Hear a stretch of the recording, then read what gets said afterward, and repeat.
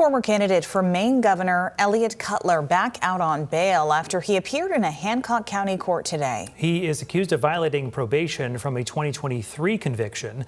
Cutler, a former attorney, first came to political prominence in 2010 when he ran for governor as an independent. He narrowly lost to Republican Paul LePage and ran again in 2014, where he garnered just 8% of the vote. In 2022, Cutler was arrested and charged with 4 counts of possessing child sexually abusive material. He was sentenced to 9 months in jail, served 7. He was released early for good behavior. Cutler is still on probation, however, as of today. He's been accused of violating it 5 times. Today's hearing was for that 5th violation. Until today's hearing, Cutler had been serving time since February over the accused violations. Now he's out of jail on $10,000 bail. Today's decision came after hours of testimony at a probation hearing held in Hancock County Superior Court. In the latest instance, police say Cutler was maintaining encrypted files on a computer or account under his control without written permission from probation and parole, and that he failed to disclose passwords or access keys for electronic devices in his possession. Cutler is not allowed to access sexually explicit materials and is subject to random searches per the conditions of his release. Testimonies were heard today from his probation officer and Maine State Police personnel, as well as Cutler himself. Cutler reportedly getting emotional in court today after detailing what he claims is a 60-year addiction to porn.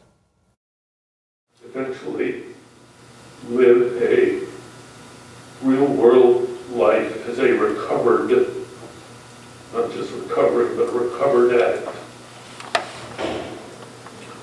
Well, to do that,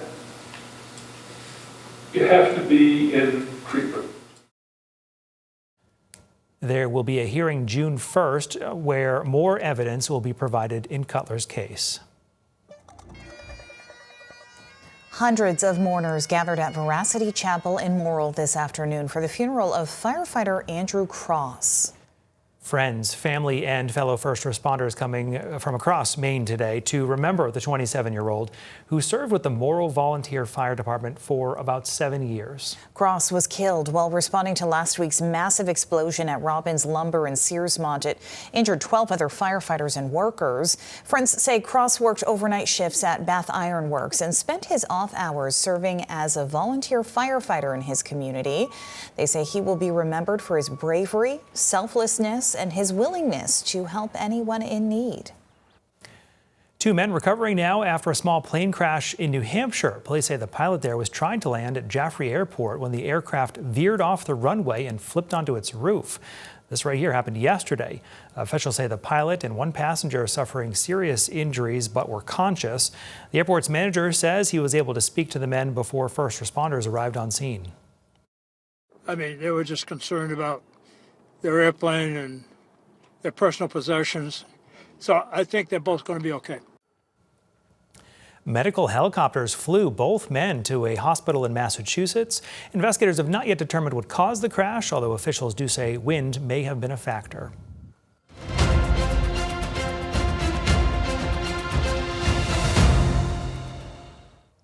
The former Republican, now independent, Rick Bennett is running for governor, and today he released his child care affordability plan. The state senator from Oxford County released other plans focused on energy, health care, and housing during his campaign thus far.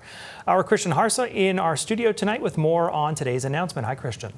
Hi, Brian and Amanda. Rick Bennett says too many families are being priced out of childcare in Maine. And today he laid out his 4-point approach to make childcare more affordable. This plan, he says, is not just cost effective, but also attainable and stable enough to work. As governor, I will unify Maine's birth to 5 system. I will invest in Maine's early childhood educators. I will make family support more accessible, and I will expand employer-supported childcare. Point 1, unifying the system. Bennett says there are too many departments. Families navigate a maze of disconnected programs. Providers deal with duplicative rules and conflicting guidance. Within 90 days, Bennett says his office would plot a course to streamline the system, likely under the Department of Education. Point 2, investing in educators. Bennett says he would contribute $3 million a year to the Child Care Employment Award, which subsidizes the cost of childcare for childcare givers and make it permanent. Helping educators afford the very service they provide. Point 3, making family support more accessible. We will streamline applications and simplify copay structures. And we will strengthen family navigation support, while also making subsidies portable across centers, providers, and classrooms. Point 4, expand employer-supported childcare. Prioritizing financial and technical support for employers who build new on-site or near-site childcare centers, specifically where the need is greatest. Bennett says his roadmap is supported by feedback from child care providers. They've been working on these solutions for decades, and they're just simply looking for political leadership to implement it. Bennett is not the first to offer solutions for childcare in Maine. All 5 Democrats have pitched their ideas. For instance, Nirav Shah and Hannah Pingree both want to increase the monthly $200 state stipend for childcare workers. Troy Jackson and Jenna Bellows both support free childcare for lower-income Mainers. Angus King III shares ground with Bennett, wanting more business-supported care options. Republican Ben Mitchell also has a plan involving increasing the tax deductible for parents and employers offering care programs. Brian and Amanda, back to you. Christian, thank you. And as we also look ahead to the midterms, we are now learning that a referendum on transgender athletes may not make it onto Maine's November ballot. News Center Maine's Alex Haskell is live in our studio with more on the reaction here. Hi, Alex. Hi, Amanda. Hi, Brian. Well, Maine's Chief Deputy Secretary of State Catherine McBrien is recommending the referendum be kept off the ballot after she identified problems with thousands of petition signatures. Now, if approved, the proposed referendum would ban transgender athletes from competing in sports that match their gender identity. It would also require students to use bathrooms, locker rooms, and other facilities based on their sex assigned at birth. McBrien says thousands of signatures were found to be invalid for several reasons, including duplicates. As a result, she says the referendum now falls fewer than 600 signatures short of the number needed to qualify for the ballot.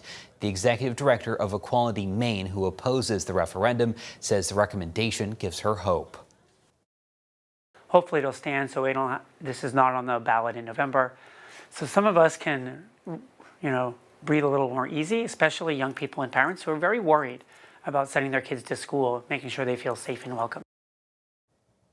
The Protect Girls Sports in Maine campaign, which submitted the petition signatures, declined an on-camera interview, but says in a statement it's reviewing the recommended decision closely. We are continuing our defense of the ballot measure and will be filing our objections to the recommended decision before the May 23rd deadline.